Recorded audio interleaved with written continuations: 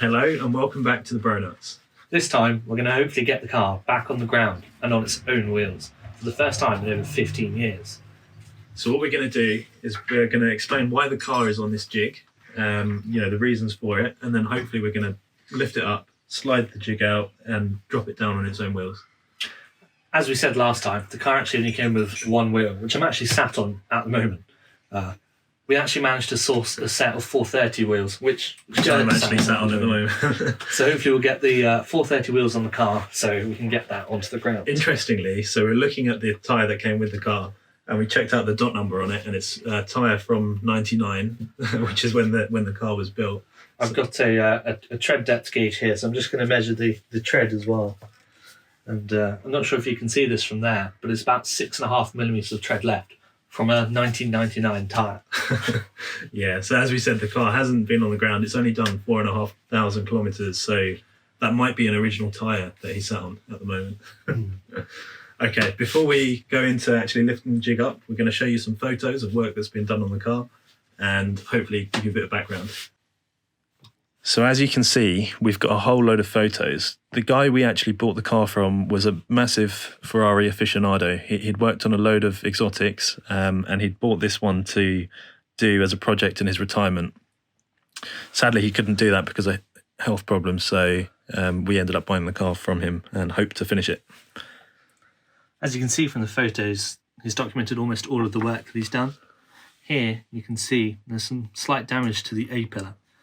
So instead of just simply replacing the A-pillar, he decided to buy an entire new roof from Ferrari and fit that instead. Yep, and here you can see that roof going in. And the reason that the car is on this jig is because for the roof to be fitted, the whole frame has to be incredibly stable and held in one place. So he built the jig underneath the car and it's actually held up to the factory jacking points, so it's all checked that it lines up perfectly, and he's welded this new roof on. One of the other things that you need to align a new roof, along with having the car in the correct position, is a windscreen. So alongside an entire new roof from Ferrari in Italy, he ordered another windscreen. However, when the guys had finished welding the roof in place, they took the new windscreen off to keep it safe, but managed to drop it. So that's now all cracked. So we do have that windscreen, it's just not on the car at the moment. Yeah, it's kind of got a massive crack down the middle. Alongside, obviously, a new roof, there was a few other parts that were fitted. As you can see here, there's a brand new fresh bumper. Yep, and that's in this picture, you can actually see the jig underneath. And there it kind of looks really new, whereas at the moment it's been covered in primer and there's some oil on it. So it doesn't look anything like that at the moment. One of the other changes to the car is that this, being the old 360 grille, was replaced with a new Challenge Stradale grille. And if you look up here, you can see that new grille right behind us. Okay, so if you look at the jig under here, you can see that it's got these uprights there. There's 4 of those in total, and they go up into the subframe of the car. So they're about 1 inch into the hole there. So the whole car has to be lifted off those. And I don't know if you can see under here, but one of the problems we've got is that the under trays aren't fitted and the pipes aren't connected either. So they're all hanging at the moment. So we need to secure those, get the car off this jig. And also, one of the other issues is that we don't have a lot of height to play with. So we're probably going to have to take these wheels off the jig. The jig has these caster wheels. So there's some at the back, some at the front. Okay, so we're now at the front of the car. And if you look down here, you can see those wheels that we're talking about, the casters, which were attached to the jig. But, after 15 years, when we tried to pull the whole jig out, they buckled. So that was one of the issues we had actually when hauling the car and getting it back here. If you look up here, you can see there's still hanging wires. So again, we need to sort those out. We're going to have to lift the whole jig up level, somehow support the car up, drop the jig, and then hopefully either slide it out or we might have to do some cutting. We'll get to that. So yeah.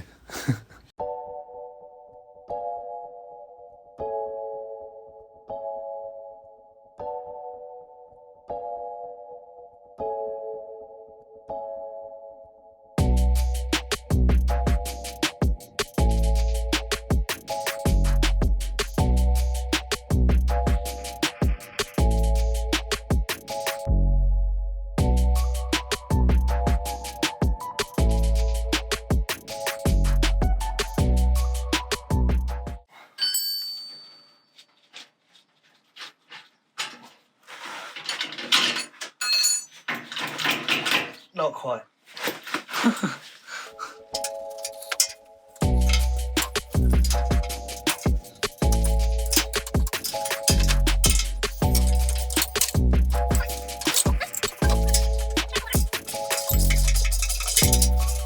So as you can see, my side's finished. I'm just sitting in the nice seats, but over here we have Gert struggling with the buckled casters. This unbuckled when we lifted it out, so I'm going to have to take the whole thing off rather than just the wheels. And just so you know, I started that one. Might be able to just result to brute force. There we go.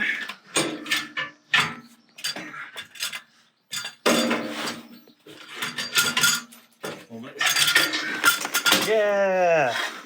This one here is welded on, so we're just relying on HJAN to muscle it off. Just trying to snap this weld. Like bending a paperclip. The last one, just trying to fatigue it off. Yep, casters are off. And the car is higher than ever. So we've taken the casters out and we're just going to raise the car a bit more, even more than before. So it's almost going to be touching the ceiling. And then we're going to sort out all these pipes hanging underneath. Until that Ferrari 4x4 comes out, it's going to be the tallest Ferrari you've ever seen. Yeah, I think this is probably taller than the Ferrari 4x4. So the car's meant to be getting lower, but it just keeps getting higher. To give some perspective, and I'm 6 foot tall. Okay, so there's just about enough space to crawl under there. Got the creeper. And what we've started to do is take out some of the pipes, as you can see here. So just to give us some more space. And the ones that we're not going to take out will just be tucked up under there. And we'll get the under tray on, which is kind of in the far corner back there. And get that bolted up. But we just want to secure everything up to the car before we do that.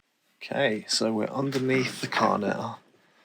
You can see that was the gearbox there. We've got the engine here. And here's some of the pipes and things I was securing. You can see these are the gearbox linkage cables. Not a huge amount of space under here. But if we keep going, if you look over here, that is the front of the engine. So we've got belts here.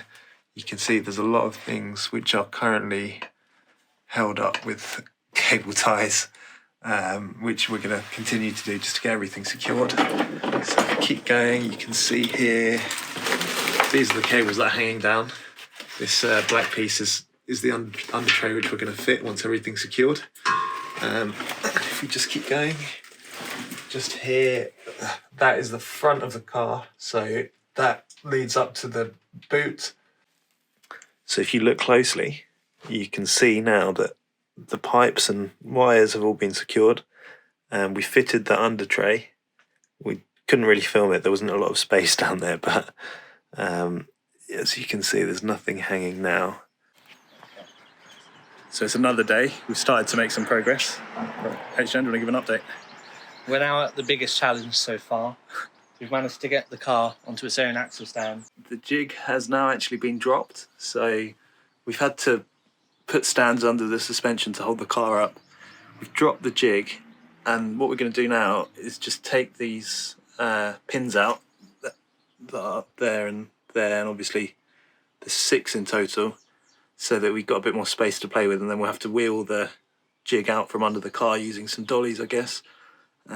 Get that out, and then hopefully lower the car onto its own wheels. We now have to somehow get this frame out, and because it's just as wide as the car, the axle stands are blocking the jig's way out. You can't just pull it. Yeah, so we're going to have to lower it, get it on wheels, maybe take this stand out, and then pull it out somehow. We want to avoid cutting, so we should be able to. Give it a go and let you know how it goes. Okay, the frame's now free and on its own wheels. So this jig is now really getting on our nerves, and we don't have a huge amount of space to play with, so we're just trying to figure out how to get it out, and I think we're going to cut it.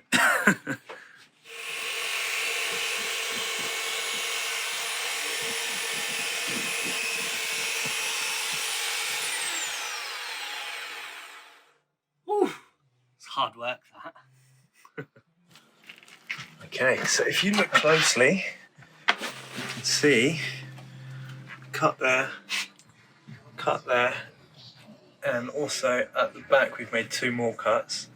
This cross in the middle has been disconnected. We've taken the bolts out, and we can't move it out yet because the beam's actually holding it in place. So everything's now loose. It's just being propped up by bits and pieces.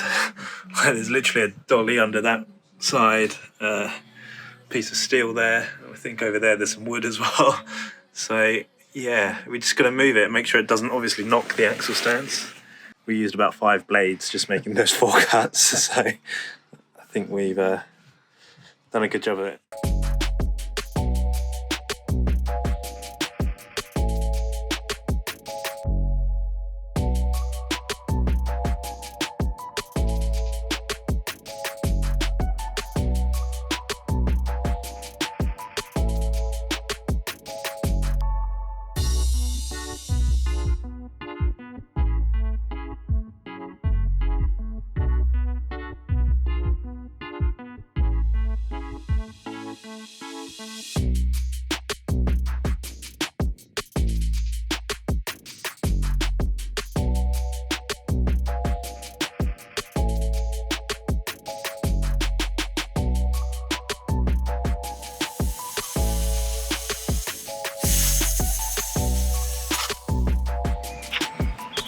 H-Jan's obviously doing something very important over here. Bro nuts.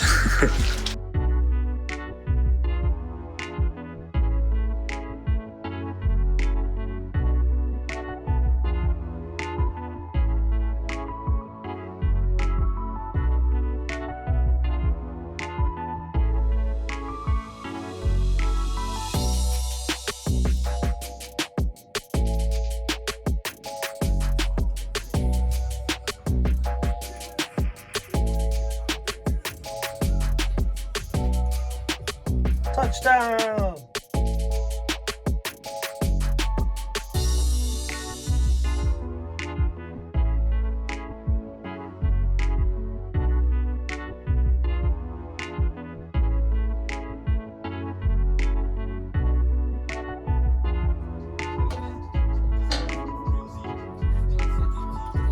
And we have all 4 wheels on the ground for the first time in over 15 years. Ooh. I'll stick the number plate back on. Oh my god, look how low the car is! I can see over it. It's low, right? Did you get that on camera? That was a genuine reaction, that. I've never seen it this low. It's the height a Ferrari should be.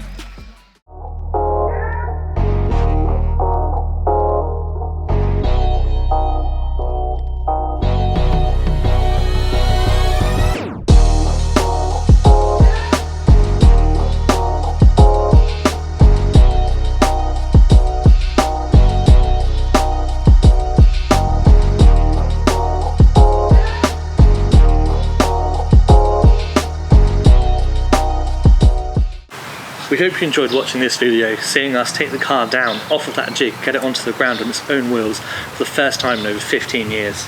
And now that it's down here, what we'll do in the next video is a full walk around of the car and show you what we've really got ourselves in for.